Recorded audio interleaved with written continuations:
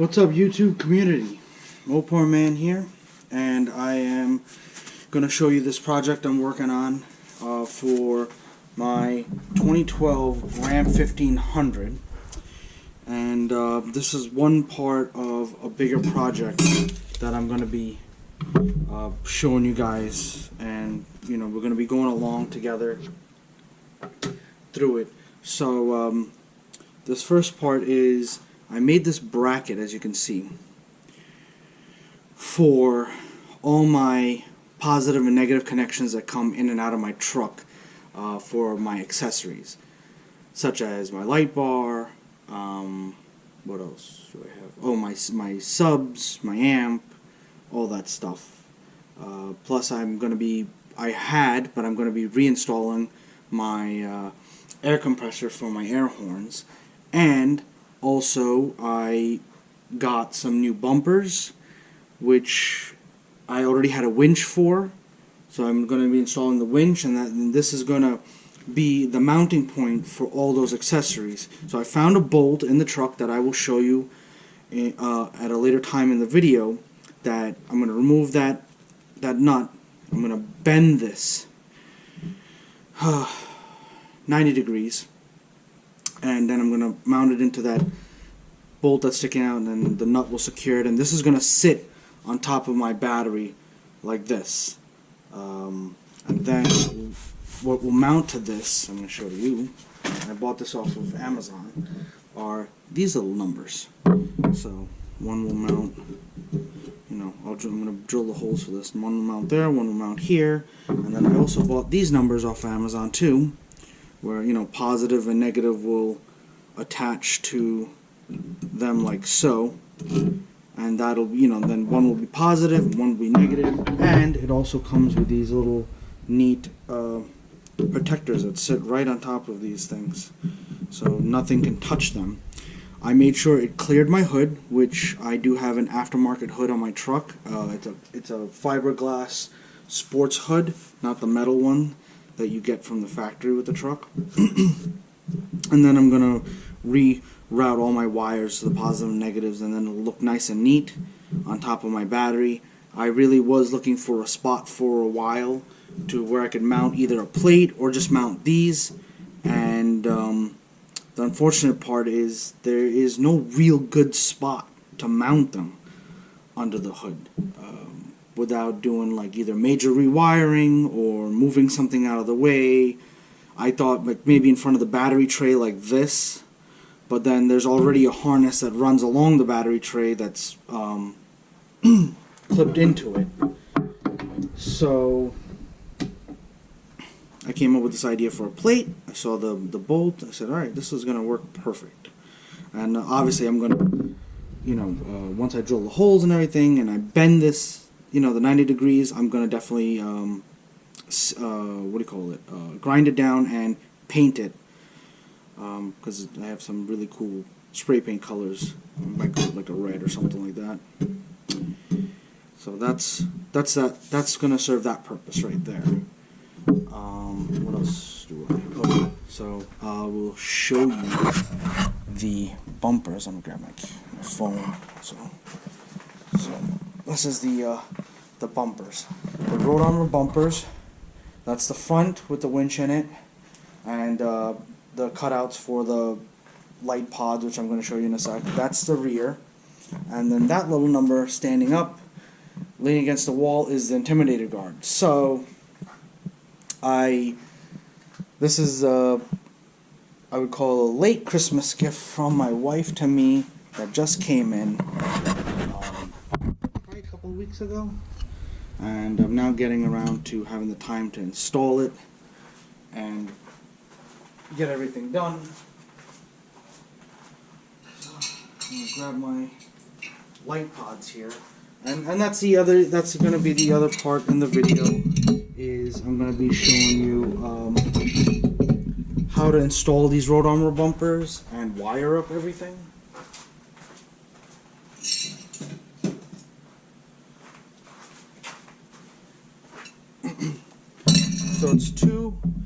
So these are the radiance pods that I bought off of eBay for the front bumper.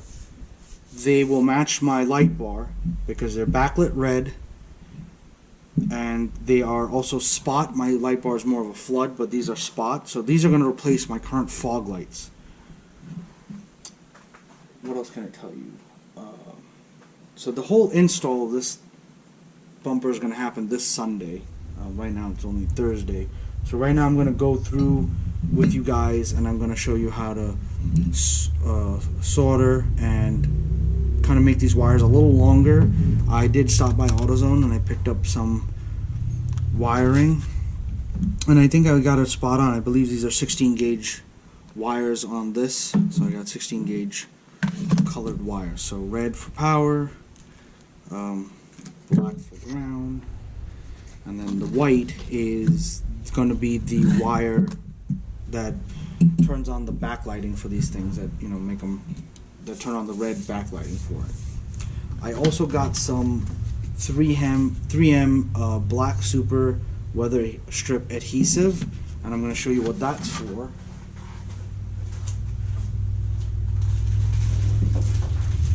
That's for this number right here that I ordered off of Amazon.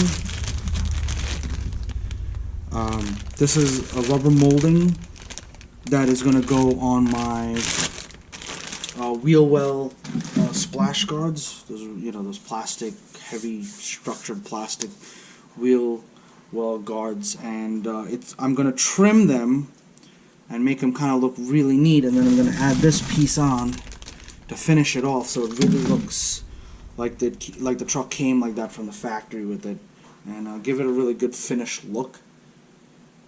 What else can I tell you? Oh, I got rear lights here. So these are the rear lights from Rigid that will go into my rear bumper, and that will plug into, sorry, I'm looking at my phone and trying to get this correct. That will plug into my rear bumper, and these will be my reverse lights when I'm backing up with my truck. Wanted a good set of reverse lights. They, where I live, when it's dark, it's pitch black. So these power distributions and these I got off of Amazon, along with this rubber molding, which is about 20 feet, and it only cost me about 15 bucks, I think. And this stuff was a little more pricey. This was, I think, about 23, just because of the gauge of wire. And I think these were about 9 bucks, 10 bucks around about. Right. The lights got off of eBay, 2 different sets. Wasn't gonna pay the ridiculous price on most online car sites, aftermarket car sites, and this one was a split. I found this one. These only come in a single pair, by the way. So this one is from eBay, and this one's from Amazon. On eBay, this was 80 bucks. Amazon was about, I think, 108. If you go on eBay and you try to get a set, it's gonna run you quite a bit. So you just gotta hunt around. These lights come in pairs. One pair was 130, and the next pair was like 139. That was the best I was gonna get exactly from eBay. Anywhere else, including Amazon, it was gonna be over $300, or probably, I'm sorry, $200 per pair. I'm not spending $400 on these little LED lights. I'm trying to save money, so that's where we're at.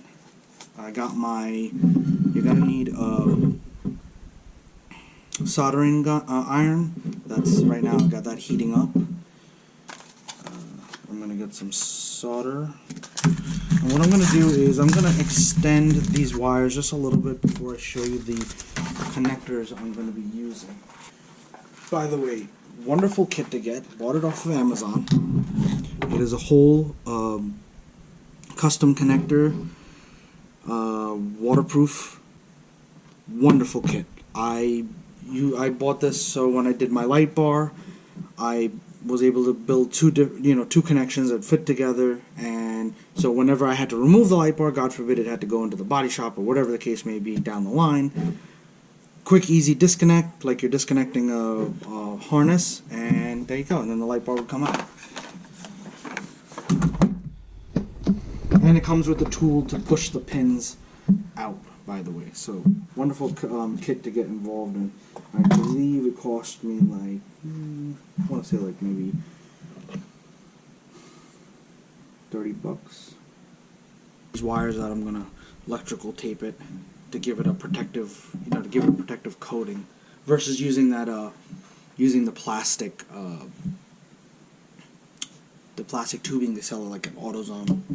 I mean, that's fine and great if you want to use that, but to me it's just never works the right way. And I also kind of want to be able to zip tie these to the bumper, which I also bought. Grab it here for a sec.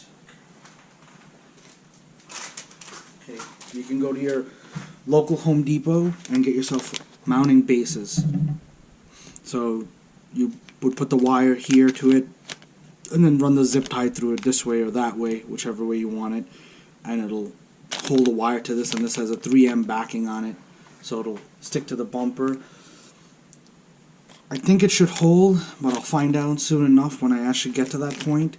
If it doesn't hold, I do have extra 3M, actual 3M tape that's like automotive purpose, and I'll apply that to this and then stick it back, and hopefully that'll work.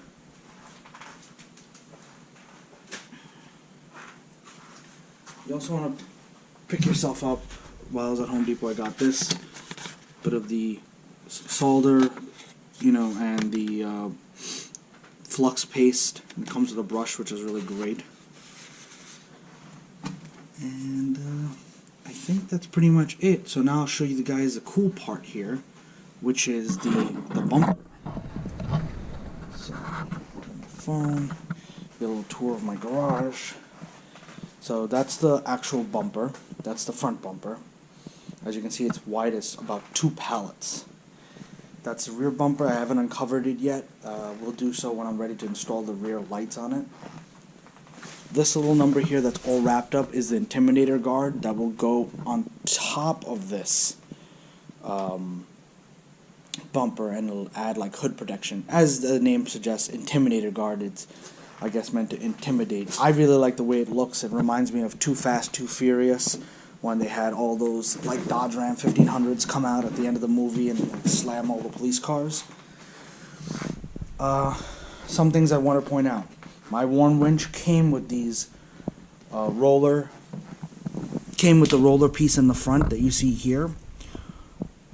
Ideally, you don't want to use this. They suggest using the other type of winch mount. It's like a single oval piece, sort of oval, or however you describe it, opening, and it just bolts up here and actually leaves the bottom and top holes open. But I don't want to have 2 mounting brackets, or a mounting bracket that I'm never going to use, and then, doesn't make sense. So what I did is I actually step drilled this bottom hole out enough that I could fit a size 16 socket in here to tighten down the bolts that hold a winch to this bumper. So that was what I did. I'm not telling you to do that, but if you want to, that's how I overcame the difference here, because this, otherwise it would be like a smaller bolt hole here. And honestly, with this winch, once you mount the winch, there's no way to hold the nut on the back of this bolt in order to tighten this down. You would first have to put this on and then mount the winch. But the problem was these holes were too small, so when you mount the winch, you'd only be able to tighten the top holes and not the bottom. So I got a step drill bit and kept enlarging and opening this out, and eventually I got it to the point where the socket would flow through freely. Now there's supposed to be rollers here, which I'm gonna reinstall.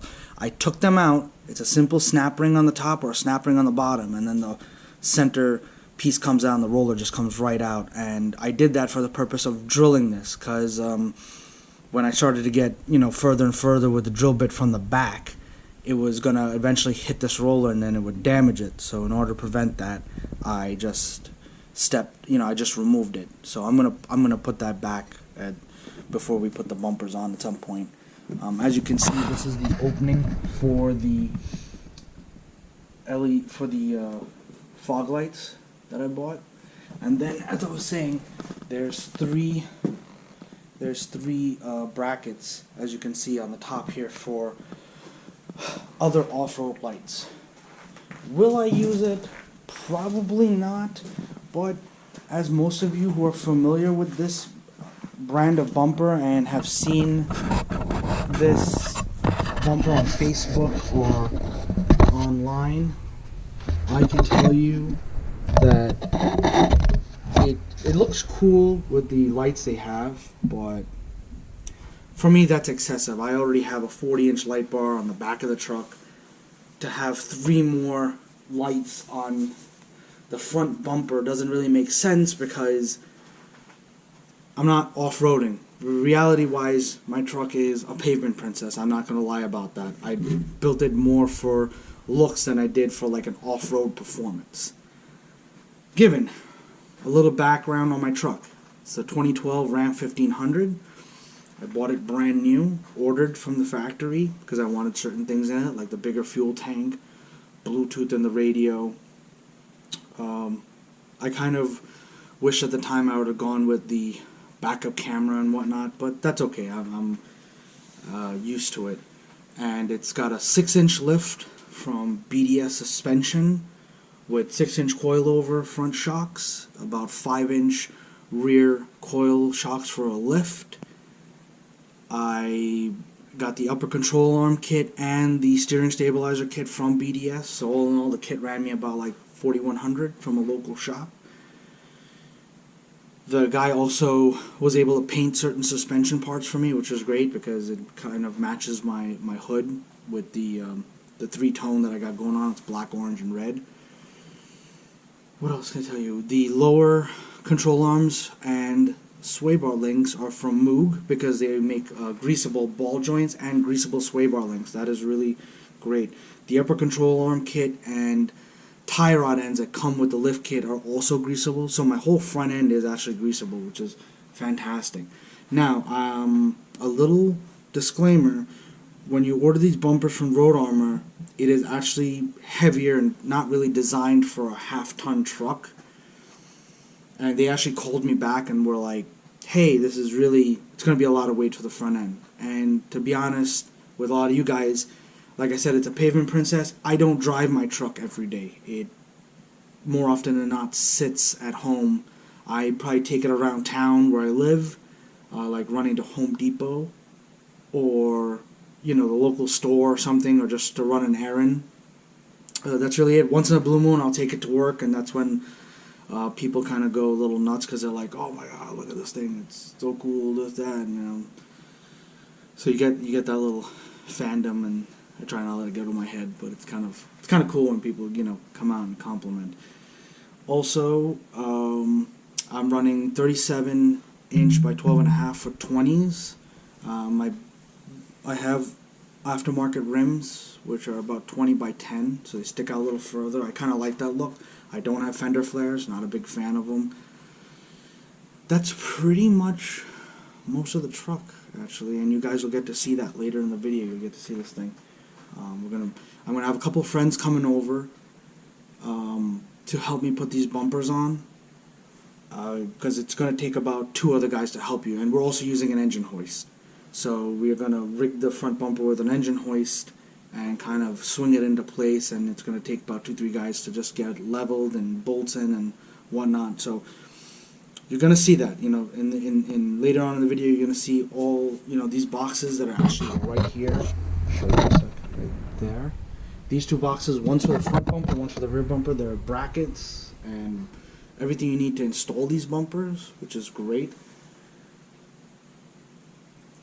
Putting on these bumpers are going to be a challenge in the sense it's almost like you're installing a plow. I've never installed a full plow system. I've hooked up a plow to a truck but never really installed it, but it uses the lower bars that come on a Ram 1500 that are meant for like your tow bars. So if you have tow bars on your truck, you're going to have to remove them because they are brackets that actually utilize the tow bars to give you that extra strength to support the front bumper, which I believe is like, I think 250 pounds or 300 and something pounds, somewhere along the lines of that. So getting on with it, I'm letting the